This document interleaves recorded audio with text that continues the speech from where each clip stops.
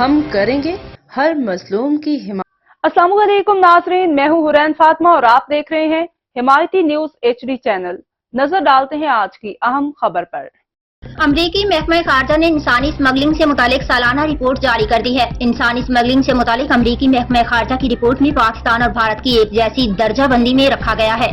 Report کے مطابق دونوں حکومتیں انسانی اسمگلنگ کے خاتمے کے لیے کم از کم معیارات پر پورا نہیں اترتیں۔ پاکستانی حکومت نے گزشتہ رپورٹ کے مقابلے مجموعی طور پر زیادہ کوششوں کا مظاہرہ کیا۔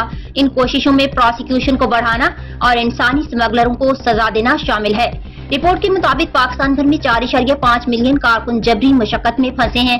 انسانی اسمگلرز اینٹوں کے بھٹوں، زراعت، کوئلہ اور قالین کی صنعتوں میں جبری مشقت پر مجبور کرتے ہیں۔